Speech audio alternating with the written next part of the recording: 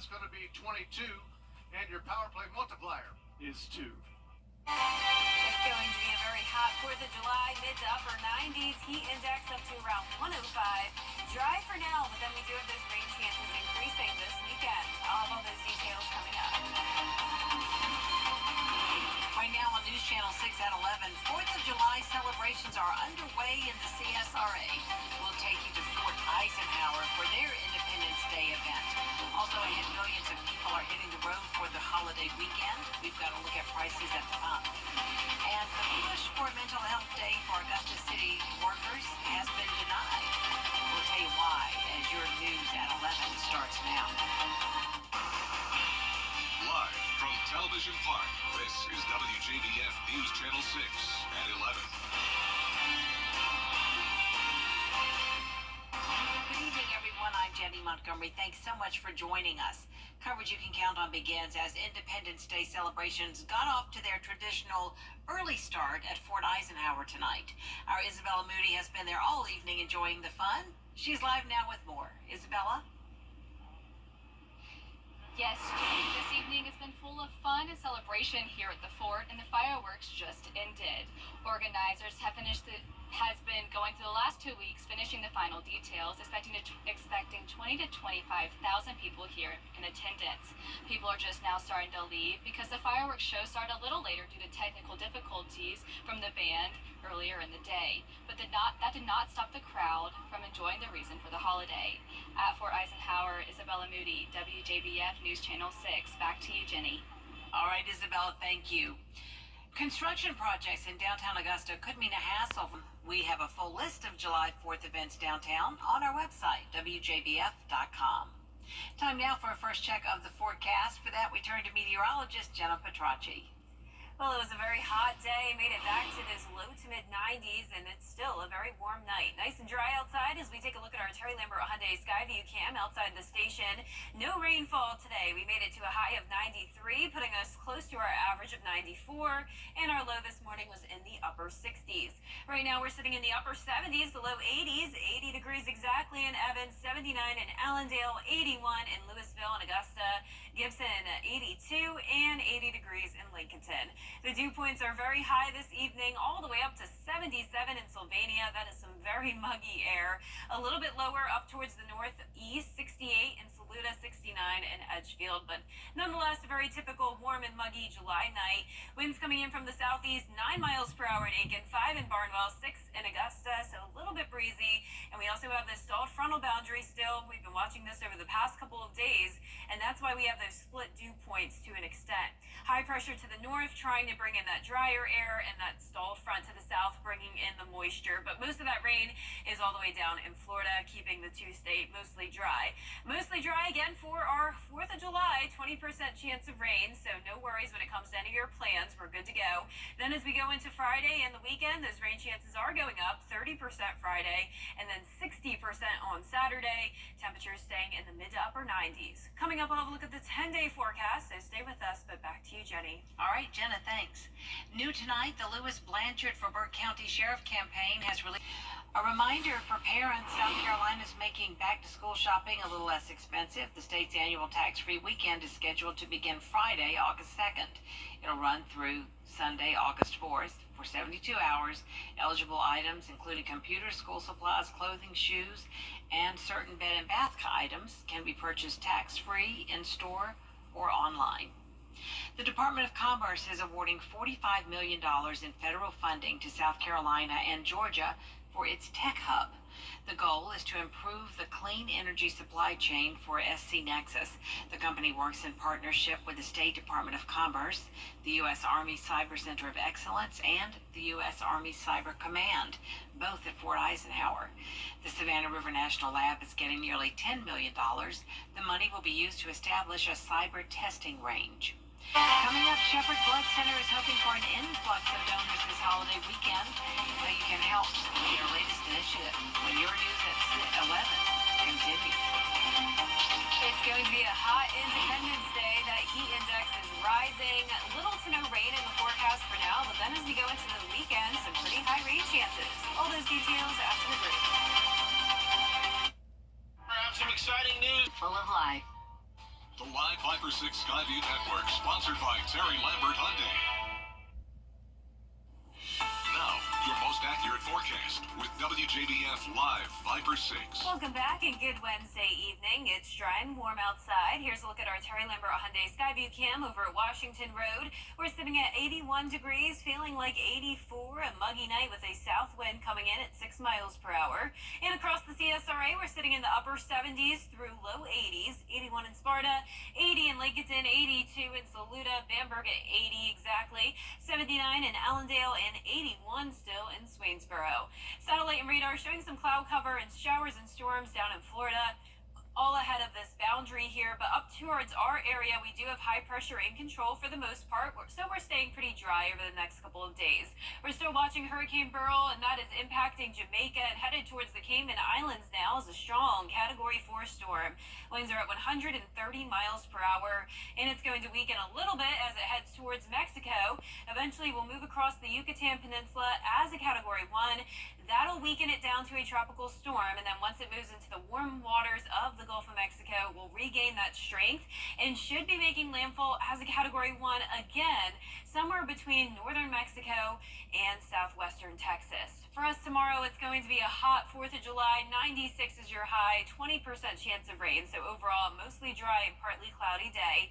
Starting out partly cloudy, some sunshine in the afternoon, 92 at 12, 96 by 5 o'clock, and that heat index will be all the way up to around 103 degrees, and then it's pushing that dangerous territory as we go into the weekend. 108, maybe even some spots getting a heat index of 110, so it's possible that we will have some additional heat advisories issued.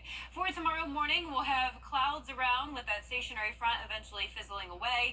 Then we'll see a few showers trying to move into our western counties Thursday night. This is 10 o'clock, so by the time we have some fireworks, possibly a sprinkle or two in our western counties, but other than that, it will be dry. Then we'll have an approaching cold front, which will bring us more moisture for Friday, scattered showers and storms around, but it really won't be until the weekend where we'll see more widespread rain.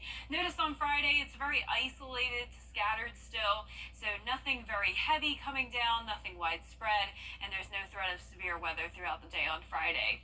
For the weekend, though, a bit of a different story, starting out mostly dry Saturday morning, but as that cold front approaches us, we'll see more widespread rain, some heavier downpours here and there, and some breaks at times, but overall, a pretty wet weekend, so indoor plans are encouraged for your Saturday and Sunday. Lows tonight will be in the low 70s, and our highs tomorrow will be in the mid to upper 90s. That 10-day forecast showing the mid-90s through Saturday, and then getting a little bit cooler on Sunday from the rain, high of 93. This next week will be near average with scattered showers and storms sticking around. Back to you, Jenny. All right, Jenna, thank you. A local blood center reminds you how important it is to donate ahead and during the holidays. Shepherd Community Blood Center is hoping for an influx of donors through its Botox for Blood initiative. The center needs donations the most during a holiday in case of accidents and emergencies. They encourage you to donate before hitting the road.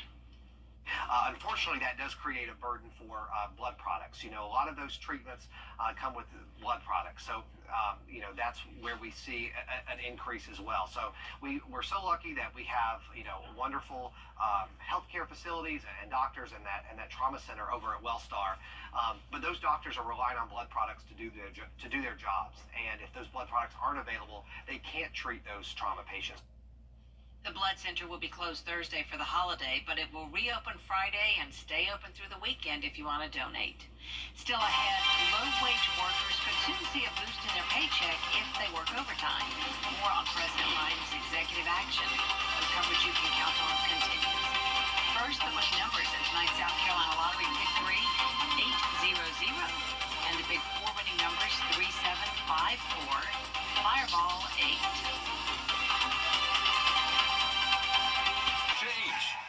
The Coffee Club on News Channel 6, sponsored by Honda Cars of Aiken. The Live Viper 6 Skyview Network, sponsored by Terry Lambert Hyundai. Millions of workers are now eligible for overtime pay under a new Department of Labor rule. Rashad Hudson breaks it down. Low-wage salaried workers could see more money in their pockets if they work overtime. The goal here is to protect workers, Starting this week, the Department of Labor says salaried workers who earn less than $844 a week are eligible for overtime if they work more than 40 hours. Maybe managers, maybe supervisors, maybe administrative workers of some sort. The White House says the new rule will impact about 1 million workers who make less than $43,000 a year. It also helps employers, and it also helps our economy. Jessica Lumen with the Department of Labor says that means higher paychecks and more time with loved ones. They are able to spend more time with their family and their friends and have some of their time back. The plan is facing challenges from organizations like the National Association of Home Builders. In a statement, it urged the Labor Department to change course from what the group calls a one-size-fits-all approach to overtime rules. The Heritage Foundation says Congress should be the one setting overtime rules and not government agencies. They're concerned this change could reduce the flexibility some salaried workers have. Overtime will adjust again in January when the threshold increases to $58,000, impacting another 3 million workers. Reporting in Washington, Rashad Hudson. Part of a program to lower student loan payments for millions of borrowers across the country can move forward. An appeals court ruled the Biden administration's SAVE plan can go into effect. The program reduces monthly payments for some borrowers from 10% to 5%. People who make less than $32,000 a year will pay nothing under the plan. A court blocked the portion of the plan that would forgive loans under $12,000 for people who made payments for 10 years. Is transferring $475 billion of debt from these students to the American taxpayer, and only Congress can do that. Tell them to say that to those folks who want to go to college but are afraid that they're not going to be able to make payments. States have sued the Department of Education, arguing the SAVE plan goes beyond Congress's limits on the Department of Education. We'll be right back. Thank you so much. WJBF 6.2. But donuts are memorable too.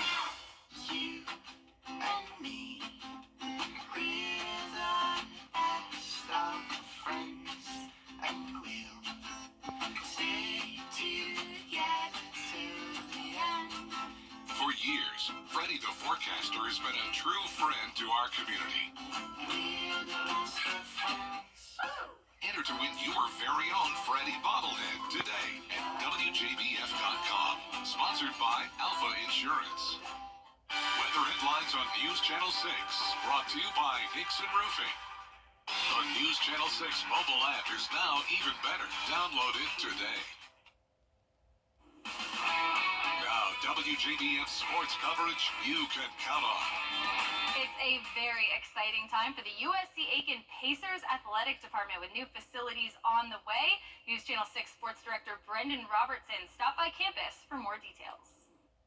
Much like their rivals across the river in Augusta, the USC Aiken Athletic Department is working on several construction projects to enhance the student-athlete and fan experience in the coming years, also moving most of the athletic programs adjacent to the Convocation Center. Our main project that we're working on this summer is the building of our softball stadium. We're really excited to have it here next to the Convocation Center. It's going to be a synthetic turf stadium. USC Aiken Athletic Director Todd Wilkinson says they'll later add a clubhouse and some batting cages and maintain the ability to play night games. Of course, we'll light the field, and that'll give us state-of-the-art lights for our team to play under, easy access for our community and fans, and it's just going to be a tremendous upgrade. The men's and women's soccer programs will move from the current location behind the dorms in the pit to the lot next to softball across from the Convocation Center. That's exciting as well, in moving our soccer facility from the pit over to this side of campus as well. That one's scheduled right now for the fall of 2025. Be our first season there. Again, another stadium with a synthetic turf field. Wilkinson says there were several factors that led the program to choose to go with turf. I think a key component right now is having a facility that you're not restricted because you get bad weather in outdoor sports. Hence, we go synthetic turf. Keeping up natural turf now that's a full-time job, and it can be a challenge on a campus. So that's really important. Wilkinson says with the new facilities on the way and the current ones, including the Convocation Center, Roberto Hernandez Stadium, and the golf team's chalk mine practice facility that opened 2 years ago, Pacer Athletics is in a great place. We're appreciative of USC Aiken leadership that is investing in athletics. We have great leaders in place that are going to benefit from these facilities. I look at softball and the soccer, and our two soccer coaches are relatively new. Our men's coach is brand new. Our women's coach will be in their second year. We have a dynamic coaching coach pool in softball as well, and they're going to inherit these tools to help them make us and allow the Pacers to be the best we can be. In Aiken, Brendan Robertson, WJBF, News Channel 6. Very excited for Pacer games in the fall. Well, the Augusta Green Jackets hit the road to take on the Columbia Fireflies. Augusta's offense scored in the first inning for the second day in a row. Although they would add on later in the game, one run would have been enough. Didier Fuentes and Juan Sanchez combined to shut out the Fireflies in a 4-0 win. Fuentes allowed 4 singles, did not walk a batter, struck out 9 in 6 scoreless innings that earned him his 3rd win of the year. The Jackets return home on Thursday for a 9-game homestand. That's 3 against the Fireflies, followed by 6 games against the Fayetteville Woodpeckers. And finally, the Atlanta Braves look to even the series against the Giants inside Truist Park. Bottom of the second, 2-on for Adam Duvall. He sends it to deep left field. That'll put the Braves on the board first 1-0. Then in the bottom of the 5th, 2-on for Austin Riley. That one is hit deep to right field. It's actually off the wall. So Riley's 2 RBI double will extend Atlanta's lead 3-0. That gives the Braves the win 3-1. They even the series, so the rubber match on Thursday starts at 7:20 p.m. That does it for sports. They say you can't have it. The athletes of USA Gymnastics had a special helper to provide support during the recent U.S. Olympic trials ahead of the Paris Olympics. This is Beacon, a 4-year-old golden retriever and the USAG's first therapy dog. He was hired part-time to comfort athletes and staff during the stressful trials in Minneapolis, where gymnasts competed for a spot on Team USA. Oh my God, a gold medal for That's him. great. He's a gold medal dog. Yeah, always need a cute dog around. That makes everything better. I'm dying. Our 10-day forecast showing a nice 4th of July. It will be hot and humid though, but fortunately you don't have to worry about much rain at all. Only a 20% chance of a brief shower. And that's our report for now, everybody. Thank you for watching. Have a wonderful 4th of July.